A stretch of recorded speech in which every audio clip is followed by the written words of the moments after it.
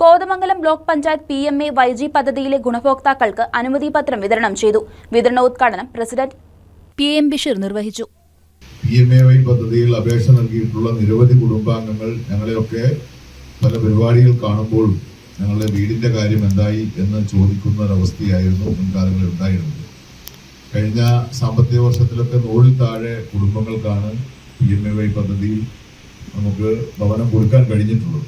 പക്ഷേ ഈ ഭരണസമിതിയുടെ അവസാന വർഷം ഞങ്ങളുടെയൊക്കെ മനസ്സിന് സന്തോഷം നൽകുന്ന തരത്തിൽ സർക്കാർ തലത്തിൽ 1211 കുടുംബങ്ങൾക്ക് ഭവനം കൊടുക്കുന്നതിന് വേണ്ടി നമുക്ക് ടാർഗറ്റ് തന്നിരിക്കുകയാണ്. ബ്ലോക്ക് പഞ്ചായത്തിന്റെ പഞ്ചായത്ത് തല നിർവഹണോദ്യോഗസ്ഥർ എന്ന നിലയിൽ വളരെ ആത്മാർത്ഥമായി അവർ പ്രവർത്തിച്ചതിന്റെ ഫലമായി 256ഓളം കുടുംബങ്ങളെ കണ്ടെത്തി അവർക്ക് ആദ്യ കൊണ്ട് 197 പേർക്ക് കൊടുക്കാൻ കൂടി കഴിഞ്ഞിട്ടുണ്ട്.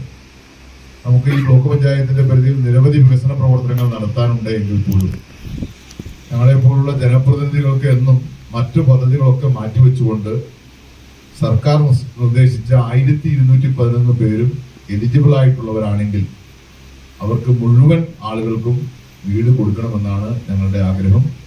അതിനുവേണ്ടി മറ്റേതും മാറ്റിവെച്ചുകൊണ്ട് ആ പദ്ധതിക്ക് ആവശ്യമായ തുക ബ്ലോക്ക് പഞ്ചായത്ത് അനുവദിക്കും.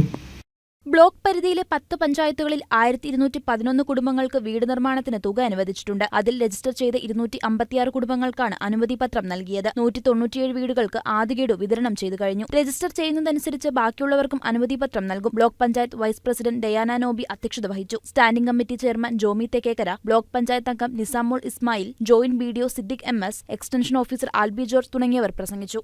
News desk KCV news.